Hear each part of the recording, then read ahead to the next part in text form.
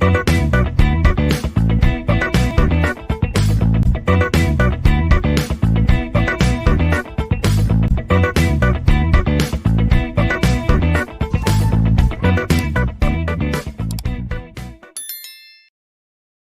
everyone, this is Santosh Kumar DK, Assistant Professor, Department of Computer Science and Engineering, Canara Engineering College, Mangaluru. I am going to discuss Computer Organization course with subject code 18CS34. In this course, we'll study the organization of the digital computer, the peripheral connections, memory organization, and also the little bit discussion about ALU and CU working. The study material regarding this course is available on the given website. Hi everyone. In this video, we'll discuss Module 3 Memory System. In this video, we'll be discussing basic concepts of memory system. In this module, we'll be covering semiconductor RAMs, read-only memories, speed, size, and cost. Based on that, we'll be seeing a hierarchy of the memory system and cache memories, mapping function, replacement algorithm, and performance consideration.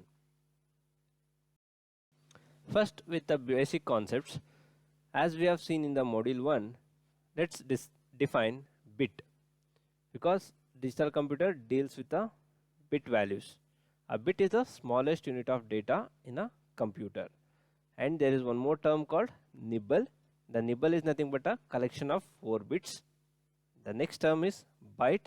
Byte is a collection of 8 bits, and we have something called word. So word is not having a standard number.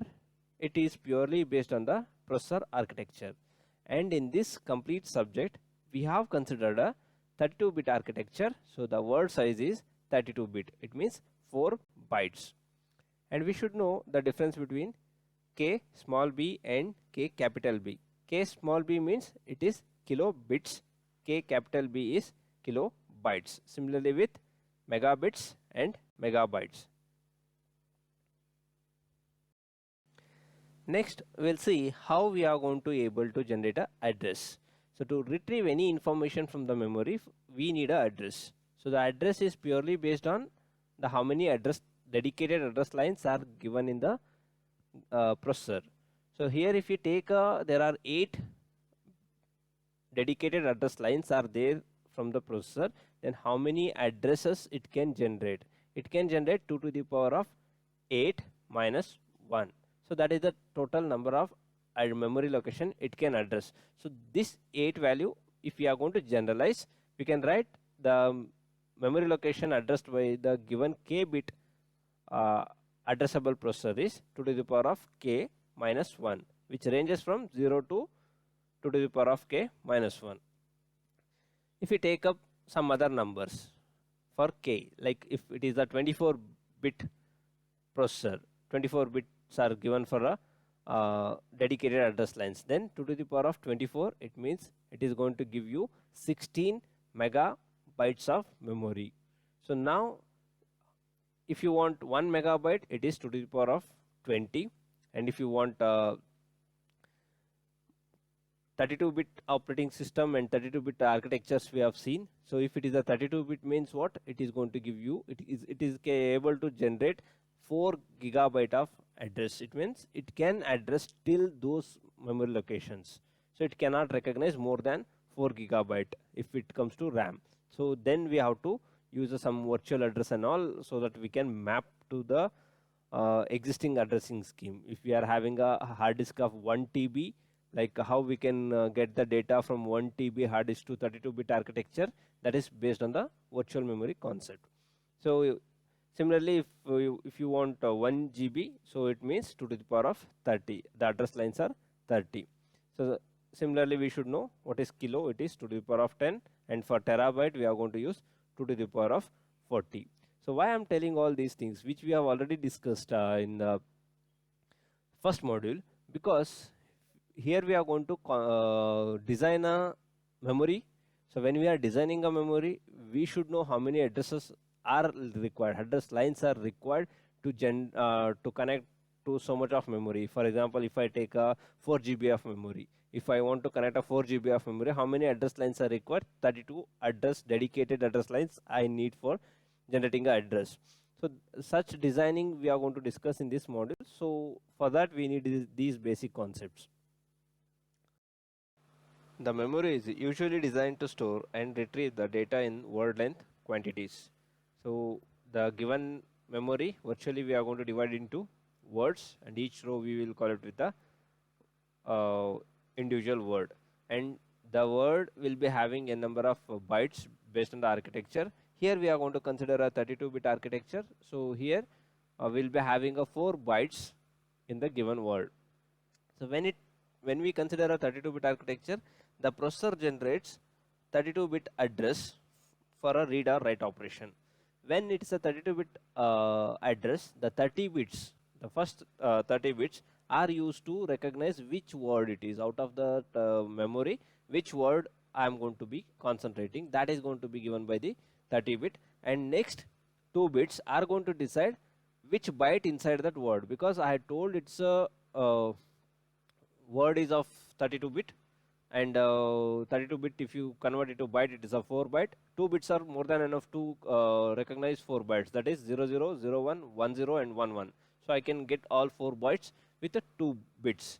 So out of 32-bit we are going to use 30 bits to recognize the word, and 2 bits to recognize byte inside that. And we have seen even that something called little endian and big endian while discussing in the first module. The little endian is used by Intel processor, and big endian is used by the Motorola 68000 processor. And we are having recently we are using ARM processors, ARM architecture, which can be configured for either arrangement. It can be big endian or it can be little endian. That freedom is given to the developers.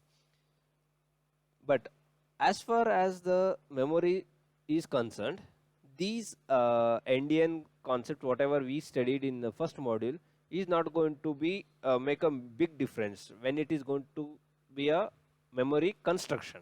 But when it comes to a data storage and retrieval with respect to memory, then these two plays a major role. Consider a read operation. So when we are performing a read operation on the memory, other bytes may be fetched. When we are performing the read operation with 32-bit address, other bytes along with that may be fetched from the memory, but these are other extra bytes which are being fetched from the memory is ignored by the processor. If the byte operation is a write, then the control circuit of the memory must ensure that the content of the memory byte of the same word are not changed. So when it comes to write, if we are going to get the more bytes, so we are going to ignore it, processor is going to ignore it. And if it is a write operation, then it's a job of the controller, memory controller, which is going to be responsible for storing on the right byte in the respective word. Let's see the simple memory architecture, where we are going to show the memory as a black box. It's a virtual representation. We have seen that already the MER and MDR are the responsible register from the processor end, which are mainly used to perform the read-write operation over the memory. So MER stands for memory address register, which is going to have k bit of address lines, dedicated address lines, and MDR will be having n bits of data lines. And we know already that bus definition, and there are 3 types of bus, that is address bus, data bus and control bus. So here all 3 buses are used. The address bus is responsible for carrying the k bit of addresses, and data bus is responsible for carrying the n bit data, and control lines can be read write with respect to memory operation. It can be MFC. MFC stands for memory function complete. If I'm going to ask if the processor is going to ask memory to perform a read operation, so it's going to give the address, specific address where the respective location should be read, and it's going to send that respective address through the address lines, and here the operation, the control line will be having a operation read, so this line is set to 1, and the control line, once after it's going to perform the read operation, the memory controller, which we are going to discuss again about the memory controller, is responsible for reading the complete address which is given over there. And even it can have something more, the number of bytes to be read, number of words to be read, that count can also be a part of control lines. And once after the respective read operation is done, so there is a one more signal which is generated by the memory to back to the processor, telling that I have completed the reading job with a respective address whatever you have passed. That is given by the MFC. MFC is a signal, memory function complete signal, which is going to tell the processor that I have completed the read operation. Similarly, if I take up a write operation, so if I take up the write operation, whatever the data I want to write it on the memory should be placed before accessing the memory on the MDR, memory data register. Once after it's going to store the data over there, what MER will do, MER is going to have the address and which is going to pass it to the memory. And next after this, the data which is residing in MDR is going to be written onto the memory based on the control signal write. So here this is a single line which is going to tell if it is 1 it is going to be read, if it is going to 0 then the complement of that is 1, again it is nothing but it's going to be a write operation. So now it's going to perform the write operation. Now what happens is after the completion of writing, so again the controller from the memory end is going to tell the processor MFC, it means memory function complete. So this is how the read write operation will takes place. If we are going to perform a read write operation on a consecutive address location, then what happens is along with the read write, for example I'll go with the read again, along with the read signal, the processor is also going to tell how many bytes of data should be read from the memory. So that will be given by the number of bytes as a count from the control signal, which can be added over here. So which we call it as a block transfer. So in a given time, the complete block will be transferred from memory to processor or from processor to memory in the read operation. Next, we will see some definitions, that is memory access time and memory cycle time. Let's define memory access time. The memory access time is a useful measure of the speed of the memory unit, is the same time that elapsed between the initiation of the operation and the completion of the operation. Whenever it is set to read or to perform write operation, so the time taken to perform the complete operation is called as a memory access time. And the minimum time delay between the initiation of two successive memory operation is called as a memory cycle time. It means when you are performing a two read operations together, two write operation together, the time delay between one read operation and the another read operation is called as a memory cycle time. That delay is called as a memory cycle time. And next, always this memory cycle time is slightly longer than the access time. The time taken to access the data is always lesser than the time taken to switch between the one operation to other operation. See how the processor and memory is going to work. As we know, there is a huge storage space which we call it as a hard disk, and we are having a high speed computation processor. So when high speed computation processor want to communicate with the low speed hard disk, which is a mechanical in nature, this is electronic in nature, that communication between these two things will be very slow. So to improve the speed, we are going to introduce RAM. So where RAM is going to act as a mediator between the hard disk and the processor. So what RAM will do is it will take the frequently used data from the hard disk and it will store in it, and it's going to give access to that frequently used data through the to the processor. But still, RAM cannot cope up with the speed of processor.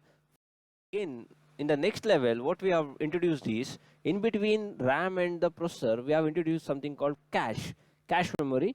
Nowadays, it comes with the processor itself.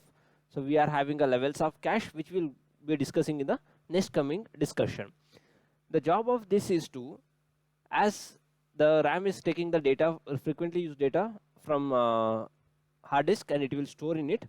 And this is huge in size. This is little small in size compared to this. And we'll be having a cache where highly used will be there on the cache, and that is accessed with a high speed, because the processor is 2 speed, and we should not make the processor to wait. We should give the data as fast as possible to process it. To do that, we are having a levels of memories. So the cache job is to give the data to the processor. Again, we have something that, what if we need more space where the RAM is not capable of storing the data? For that, what we are going to do is, we will be coming with the concept of virtual memory. The virtual memory is the one is going to increase the size of the memory, but it's a part of the hard disk itself, but it's going to increase the size of the memory virtually, and where the data will be gathered from the virtual memory to RAM, and as like we have discussed, RAM to cache, cache to CPU. So here we are going to discuss two things. We have introduced two things, that is cache memory and the virtual memory. Cache memory is actually used to increase the speed. It is clearly used to increase the speed, and virtual memory is used to increase the size, effective size of the RAM. It is not the hard disk, it is used to increase the effective size of the RAM. We'll see what is cache memory. Cache memory is the fastest memory, as we have already seen. It's the fastest memory that is inserted between the larger and slower main memory. It means the larger memory and the slower RAM is going to contain this memory cache. It holds the currently active segments. We are going to divide the given data into pages, blocks, segments, lines. So again, I'll discuss about these terminologies when I'm going to discuss in detail about cache memory in this module. Right now, we'll see it is going to hold the frequently used, very highly frequently used active data will be stored in the cache. It is not, because it is very small in size, and it is too costly also. We cannot take up more cache to the processor, because it is static RAM, which is costly in nature. And coming to virtual memory, whatever the RAM we are having, like if I take up a currently used 64-bit processor, i10, i9, 10th generation and all. So what happens is, they can generate address to the 64 gigs also. 64 gigs of RAM, but what we are using in our current laptop, it will be 8 GB or 16 GB. So what if we need more memory? So processor can generate address, but we don't have so much of RAM in it. So what we can do is, we can take a part of the hard disk, and we can we means what here? This is all the job of the operating system. Operating system is responsible for creating a virtual memory and treat it is similar to a RAM, and so that the computation task should not be interrupted. The speed should match with the processor speed. That is what is virtual memory concept is. Virtual itself tells it is not physically exist. It is a part which is created from the operating system. Virtual memory is another important concept related to the memory organization. Virtual memory is used to increase the apparent size of the physical memory. Data are addressed in the virtual address space that can be as large as the addressing capability of the processor. This is what I said. When a processor, i9 processor of 10th generation, currently what we are using, so that can address 128 GB of RAM also. But the thing is, when we are using a processor i9, but what the laptop or desktops what we are buying, currently we may go with hardly 16 gigs or 32 gigs of RAM. So what about the remaining? That can also be addressed. That addressing capability can be used with the help of virtual memory. But at any given time, only active portion of this space is mapped to the location in the physical memory. We have seen If I take up an i9 processor with a 10th generation, what happens is that 10th generation processor can have 2 TB of hard disk in it or 4 TB of hard disk in it. So how it is going to generate so much of address, 4 TB or 2 TB, or it can be 8 TB. So how it's going to generate? It is with the help of virtual. What it is going to do is, apart what it is going to be considered as the virtual memory, only it can address till that. The remaining what it is going to do is, it is going to be mapped into a bulk. So the remaining it is going to keep it as a bulk, which I am not using right now, but it is there. Whenever I want, I will recognize with the help of virtual memory. The remaining virtual addresses are mapped onto the bulk storage device, which we call it as a hard disk. And this is how we have seen that all the basic concepts from the bit, nibble, byte, word, and we have seen the, again we have recalled the concept of word alignment, byte addressability, little endian, big endian, and we have seen how the given address is going to be divided into two parts. One is to recognize the address, address of the word, and the second one is to recognize the byte in the given word line. So after that, we have seen what is the access time, cycle time, definition. Then we have seen that why we have introduced the RAM, why we have introduced the cache memory, why we have introduced the virtual memory, and also we have seen basic structure of the RAM, and which consists of MAR, MDR, and how MAR and MDR are going to work based on the control signals, read, write, and memory function complete, and it can have more control signals also. So for all this, I have used this textbook. Thank you.